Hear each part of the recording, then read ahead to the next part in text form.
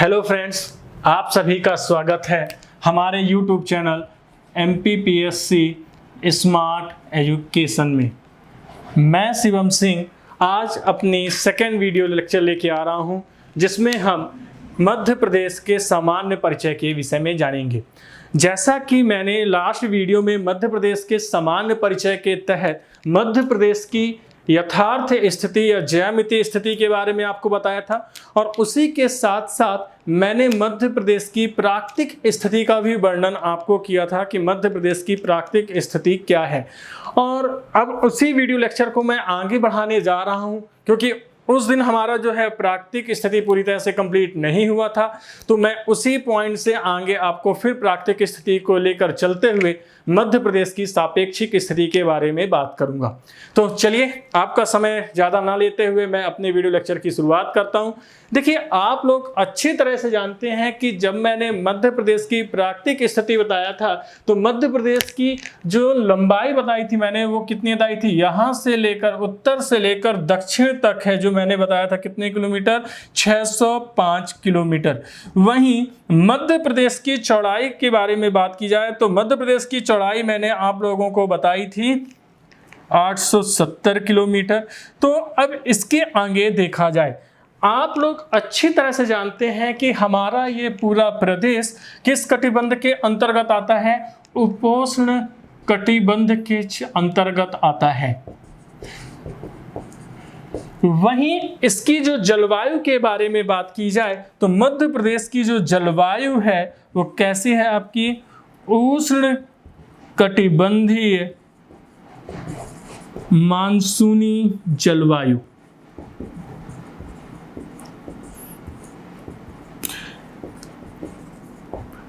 और इसका कारण क्या है ये भी बता देता हूं, क्योंकि आप अच्छी तरह से जानते हैं कि मध्य प्रदेश के 14 जिलों से क्या जाती है, आपकी कर्क रेखा जाती है।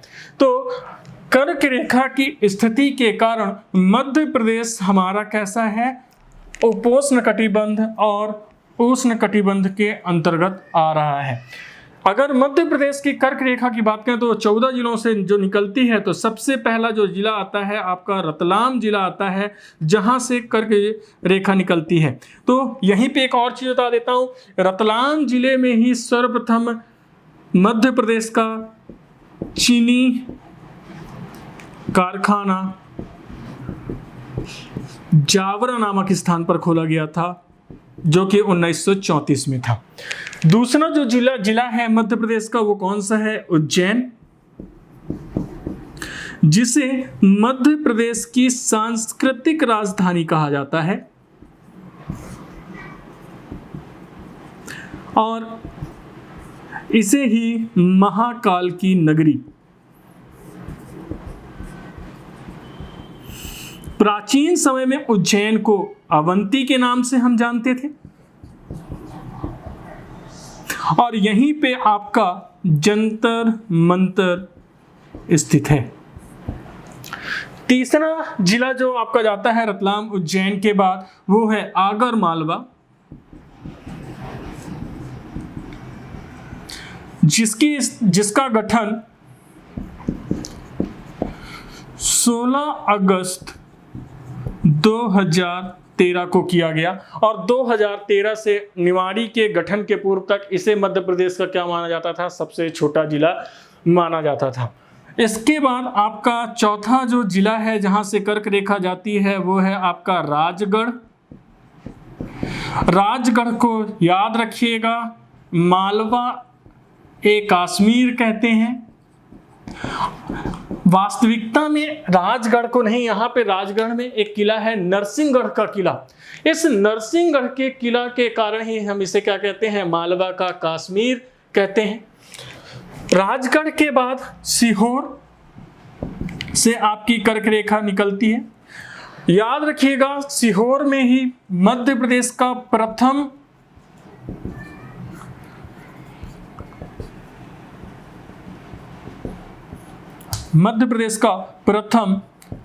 आवासीय खेल विद्यालय की स्थापना की गई। इसके अलावा एक चीज और बता दूं कि मध्य प्रदेश का सबसे बड़ा कारखाना बरलाई आपका यहीं पे स्थित है। मध्य प्रदेश का सबसे बड़ा चीनी कारखाना। इसके बाद कर्क रेखा मध्य प्रदेश के भोपाल से गुजरती है। और याद रखिएगा, मध्य प्रदेश का पहला जो पर्यावरण न्यायालय है कहाँ पे स्थापित किया गया था? आपके भोपाल में ही। पर्यावरण न्यायालय की स्थापना मध्य प्रदेश के भोपाल में किया गया। और इसके अतिरिक्त भोपाल में ही आपका और एक चीज़ है, इंदिरा गांधी राष्ट्रीय मानव संग्रहालय, जो देश का प्रथम राष्ट्रीय मानव संग्रहालय कहलाता है। इसके पश्चात विदिशा से आपकी कर्क रेखा निकलती है। और ये भी याद रखिएगा कि विदिशा का प्राचीन समय में नाम क्या था? बेसनगर। फ्रेंड्स, मैं आपको एक चीज़ और क्लियर कर दूं, अभी विदिशा के बारे में हम और डिटेल से पढ़ेंगे, क्योंकि ये आपका विदिशा को क्या है, आपका मध्य वर्तमान भारत का क्या है, ये केंद्र बिंदु है। तो इसको मैं और अच्छे से आगे आपको डिटेल में क्लियर करूंगा। अभी मैं आगे आता हूं कर्क रेखा पर ही। इसके बाद है रायसेन।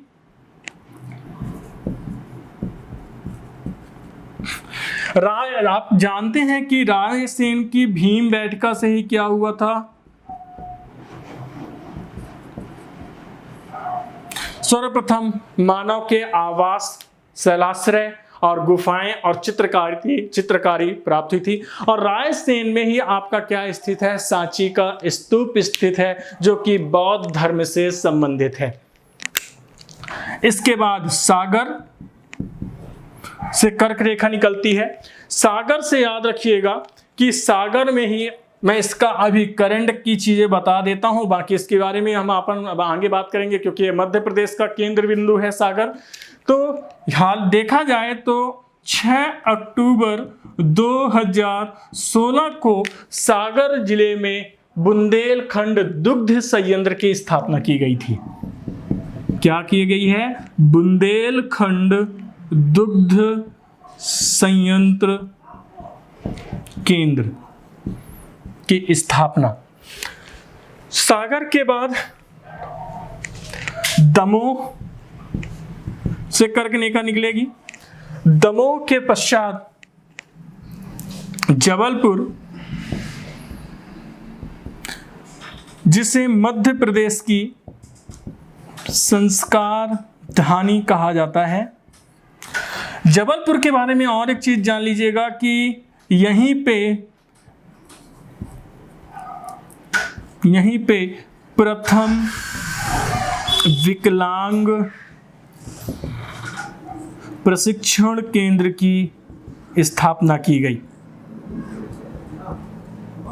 और जबलपुर में ही सर्वप्रथम नगर निगम की स्थापना हुई।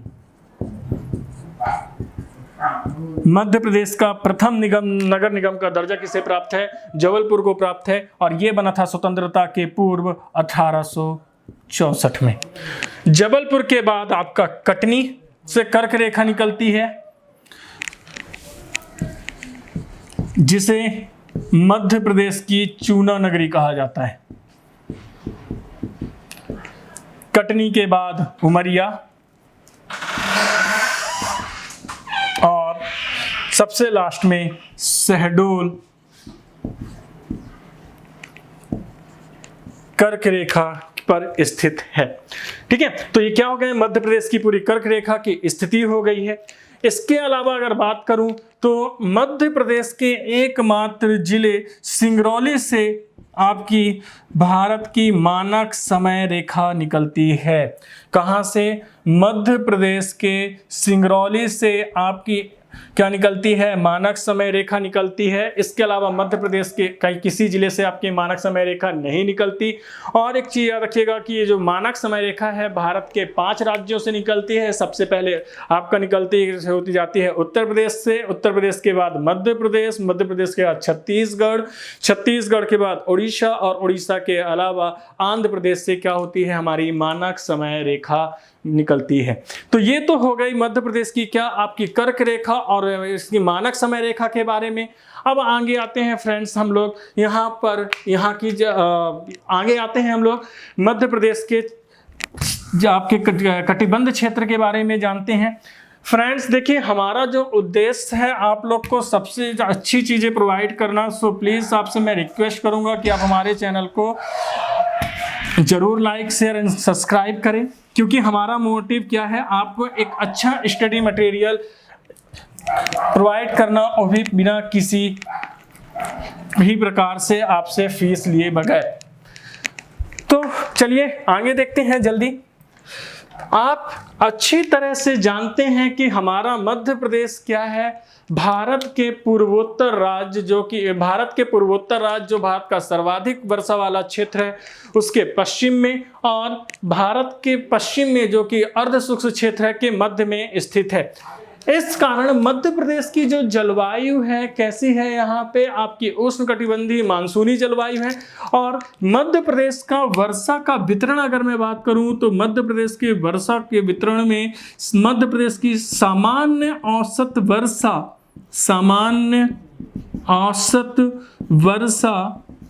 102.6 सेंटीमीटर है, मगर 2018 में यह 82 सेंटीमीटर के लगभग था, जो कि आपसे कम जो कि औसत वर्षा से कम था।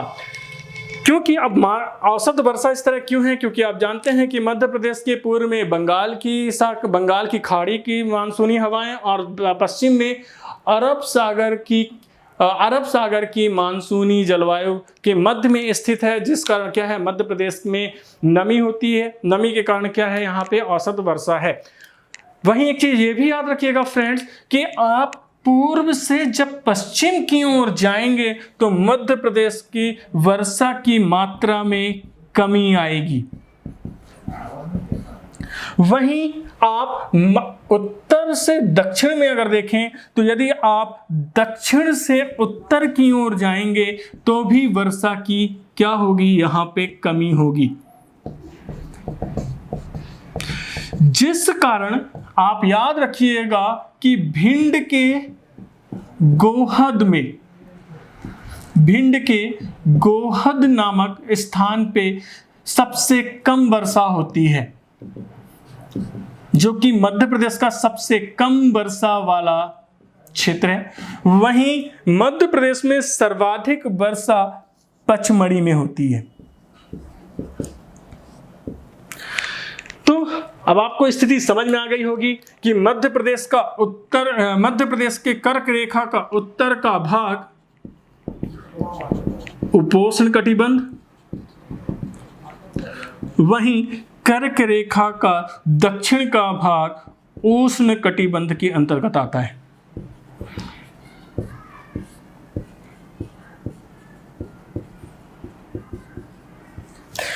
एक चीज ये भी जान लीजिएगा कि मध्य प्रदेश का दक्षिण पूर्वी भाग आपका सर्वाधिक वर्षा वाला क्षेत्र है।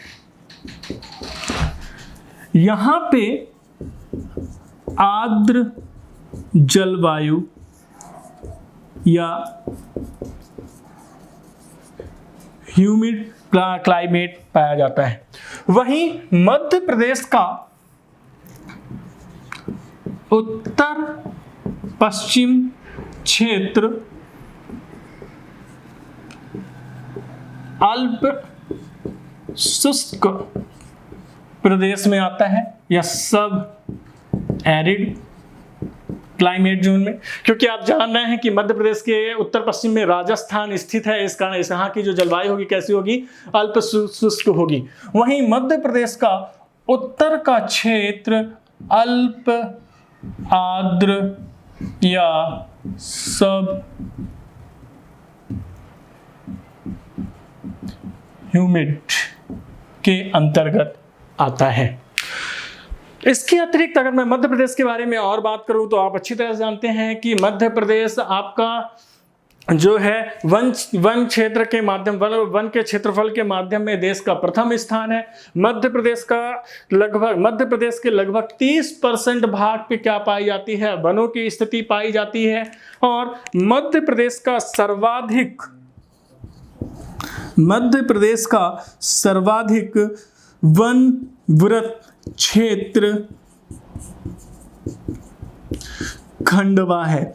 ये चीज जरूर याद रखिएगा, मध्य प्रदेश का सर्वाधिक वन वृत्त क्षेत्र कौन सा है, खंडवा है। वहीं मध्य प्रदेश का सबसे कम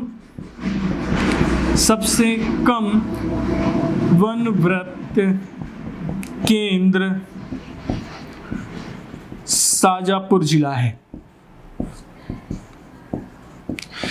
मध्य प्रदेश में वनों की ऐसी स्थिति के कारण ही आप याद रखिएगा कि यह आपका प्राकृतिक प्रजातियों, जानवरों, जीव जंतुओं का निवास है, जिस कारण मध्य प्रदेश में याद रखिएगा 12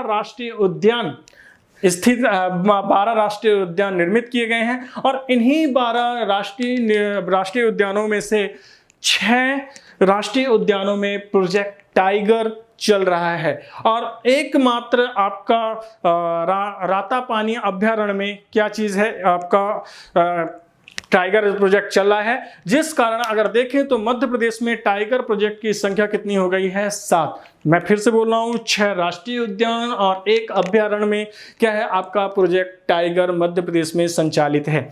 ये आपका ये जो पोर्शन है कि राष्ट्रीय उद्यान में कौन कौन से प्रोजेक्ट टाइगर हैं, तो आपको मैं आगे की वीडियो में बताऊंगा, क्योंकि एक्चुअली समय का अभाव, तो आपको इसका मैं ध्यान में रखते हुए आगे जब नेक्स्ट वीडियो आएगी तो उसमें ये चीजें मैं क्लियर कर दूंगा। चलिए तो आगे आते हैं। जब तक हम लोग इसके मध्य प्रदेश की अब सापेक्षिक स्थिति के बारे में देखते हैं। मध्य प्रदेश की प्राकृतिक स्थिति मैंने आपको पूरी तरह से क्लियर कर दिया है, तो अब मैं इसको जल्दी से रफ करता हूं। फ्रेंड्स, यहाँ पे जो भी चीजें मैं आपको प्रोवाइड कर रहा हूं वो आप वीडियो को रोक करके अपने कॉपी में नोट डाउन कर सकते हैं। हमारी आगे कोशिश ये रहेगी कि हम आपको इसकी लिंक, आपको इसकी PDF भी प्रोवाइड करें। तो जब तक अभी हम आपको PDF प्रोवाइड नहीं कर पा रहे हैं, तब तक आप कॉपी पेन लेकर खुद से नोट डाउन कर सकते हैं। तो चलिए सापेक्षिक स्थिति देखते हैं मध्य प्रदेश की। देखिए, मैंने आपको सापेक्षिक स्थिति के बारे में पहले ही क्लियर कर दिया था कि सापेक्षिक स्थिति किसे कहते हैं। यदि किसी को सापेक्षिक स्थिति नहीं पता है तो आप हमारी पहली वीडियो में इसको अच्छी तरह से समझ सकते हैं, फिर भी मैं यहाँ पर थोड़ा सा क्लियर कर देता हूँ। देखिए, सापेक्षिक स्थिति से तात्पर्य होता है क्या चीज़ कि किसी प्रदेश की जो स्थिति है अन्य प्रदेश की अपेक्षा उसकी स्थिति क्या होगी। तो मध्य प्रदेश की अब अगर मैं सापेक्षिक स्थिति के बारे में देखूं तो अन्य प्रदेश की स्थिति से हम इसको अगर कंपेयर करते हैं तो आप अच्छी तरह से जानते हैं कि देश की राष्ट्रीय राजधानी जो है दिल्ली, वो देश की राष्ट्रीय राजधानी दिल्ली, तो दिल्ली के दक्षिण में मध्य प्रदेश स्थित है। वहीं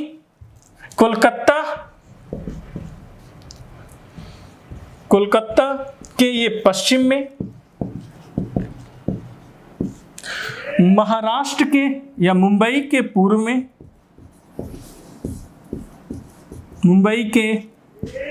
में, यह प्रदेश स्थित है। वहीं अगर मैं चेन्नई के बारे में बात करूं तो चेन्नई मध्य प्रदेश की सबसे दक्षिणतम बिंदु, सबसे दूरी पर स्थित है।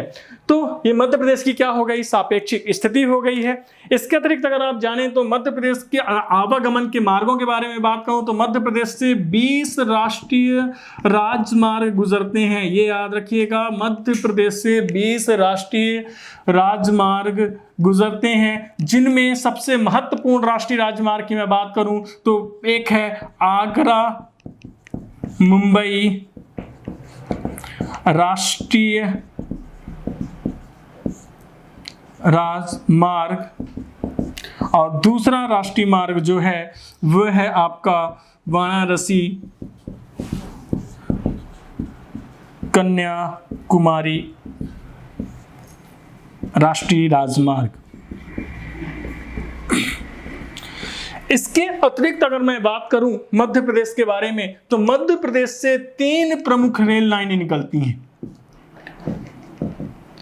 मध्य प्रदेश से 3 प्रमुख रेल लाइन निकलती हैं, जिनमें अगर मैं बात करूं तो पहली रेल लाइन है दिल्ली